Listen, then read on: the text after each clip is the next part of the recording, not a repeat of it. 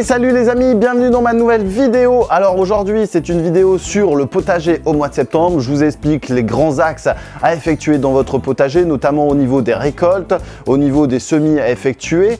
Alors vous allez voir également très prochainement sur la chaîne, il va y avoir beaucoup de changements, mais ça, je vous expliquerai ça dans une autre vidéo. Allez, c'est parti, on va faire un petit tour du jardin potager.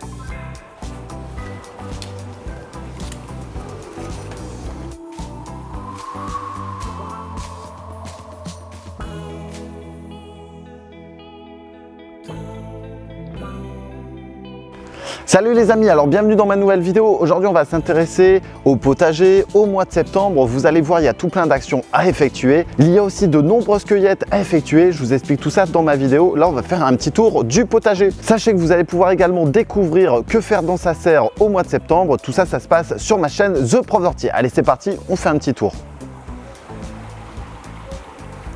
Alors au mois de septembre, il y a de nombreuses activités à faire dans son jardin potager. Premièrement, comme je vous l'ai expliqué tout à l'heure, vous allez pouvoir faire les différentes cueillettes. Ça va être la cueillette des pommes, ça va être la cueillette des poires, des prunes, également de certaines pêches tardives. Ça va être la dernière récolte des mûres, des framboises et également on va pouvoir récupérer les fraises qui ont remonté. Concernant la partie potager maintenant, vous allez pouvoir effectuer les premières récoltes également de poireaux, les différents choux-fleurs, les différents choux-brocolis que vous avez plantés en période juin, juillet et août. Ensuite, on va pouvoir récupérer les navets, les derniers haricots que l'on a semés. Enfin bref, il y en aura pour tous les goûts. Alors concernant les différents entretiens à effectuer dans son potager, vous allez devoir forcément supprimer les quelques plantes adventices qui se sont développées notamment en période de juillet-août au nord de Loire parce que la météo a été capricieuse. On n'a pas eu beaucoup de soleil, on n'a pas eu beaucoup de température, mais on a eu beaucoup de pluie qui a favorisé le développement de ces plantes adventices. Donc pour éviter de nuire et pour favoriser justement les flux d'air, vous allez devoir supprimer ces nombreuses adventices comme le liseron, comme l'ortie, le senson et plein d'autres encore qui vous permettront d'optimiser les récoltes et les rendements. Alors concernant le mois de septembre, généralement c'est un mois où il fait relativement chaud, voire doux, et où il y a beaucoup d'humidité. Donc l'oïdium, cette maladie cryptogamique, va s'installer sur de nombreuses feuilles, et notamment celles des cucurbitacées, comme la courgette, le potiron, les courges et également les butternuts, enfin bref, toute cette famille de cucurbitacées. Donc vous allez devoir veiller à ce que vos plants n'aient pas ce fameux oïdium, au cas où il faudra certainement effeuiller, favoriser les flux d'air.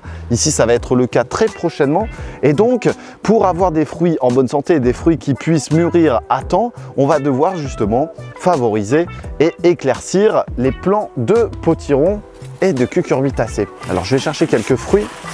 Ici c'est un potiron vert. Ah, il y en a un là-bas. Alors comme vous pouvez le voir, juste au-dessus de moi, on a différents tournesols qui sont des semis spontanés puisque je laisse certains pieds se ressemer naturellement.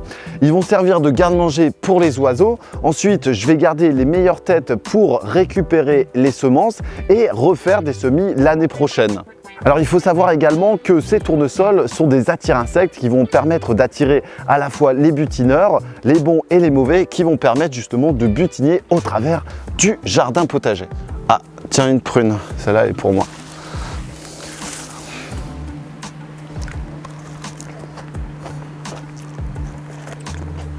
Alors en septembre, on va aussi s'intéresser forcément aux récoltes qu'il faudra effectuer en période automnale et en période hivernale. C'est le cas avec les carottes, avec les poireaux et également avec le panais.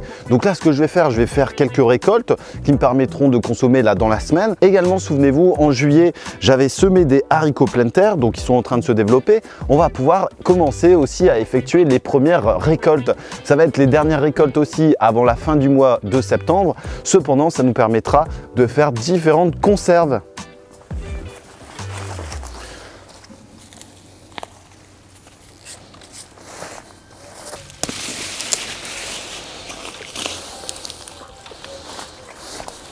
Au mois de septembre, on va également s'intéresser à la récolte des semences, notamment avec les cucurbitacées.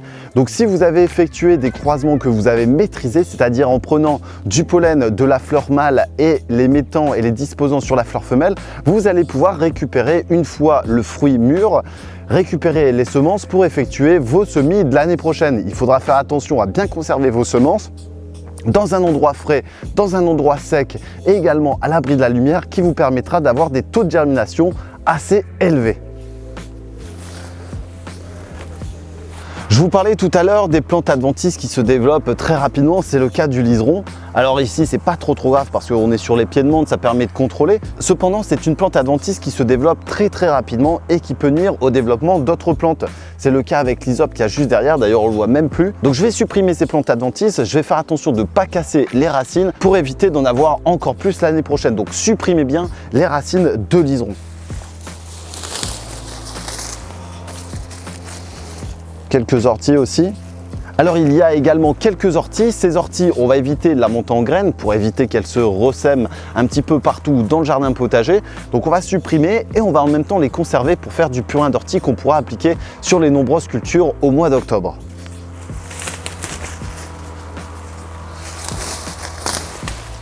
Alors ce massif me permet de récupérer les différentes semences que j'essaye de conserver au sein de mon jardin en permaculture, notamment avec les différentes laitues, avec les physalis et aussi avec certaines courgettes. Alors cette année, au niveau des courgettes, je vais faire attention, je vais sélectionner mes plants les plus vigoureux pour éviter justement de proliférer et d'avoir des plants qui sont sensibles à l'oïdium. Donc c'est vraiment un travail de sélection. Au niveau des physalis, au niveau des capucines, au niveau de la salade, on a des très bons résultats, voire même au niveau du tabac. Donc là-dessus, n'hésitez pas à sélectionner vos meilleurs pieds pour récupérer vos semences pour faciliter les différents entretiens par la suite dans votre jardin potager. Donc là, je vous propose qu'on aille faire un petit tour en serre pour voir ce qui se passe.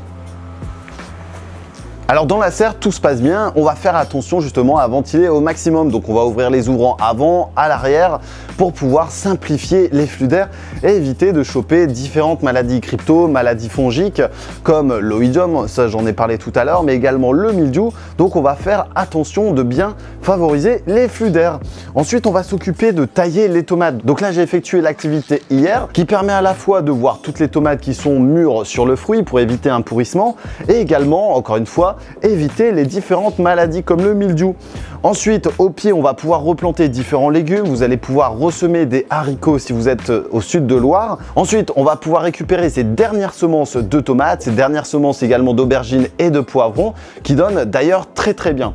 Donc là, au niveau des récoltes, cette année, c'est un petit peu particulier étant donné le mois de juin, juillet, août très capricieux et très particulier. Cependant, les résultats sont quand même là, mais on aurait eu davantage de production si vraiment on avait eu un été correct. Je vais également récupérer les feuilles de basilic qui se trouvent au pied des différentes tomates, le persil, le céleri, tout ça pour effectuer différentes conserves qui me permettront de m'alimenter toute l'année. Voilà une. Bon, comme vous le savez, il y a de nombreuses choses à effectuer dans son potager. Je ne peux pas parler de tout, ça ferait des trop grosses vidéos. Mais n'hésitez pas à découvrir ma chaîne, à découvrir les vidéos thématiques sur la salade, la tomate, l'aubergine, le poivron, le piment. Vraiment toutes ces vidéos qui sont sélectives et qui vous permettront de parfaire votre jardin. N'hésitez pas à faire également un petit pouce bleu, à partager la vidéo. On se retrouve très prochainement pour la vidéo dans sa serre au mois de septembre et également toutes les autres. Vous allez voir, il va y avoir du changement très prochainement sur ma chaîne. À très bientôt les amis, salut!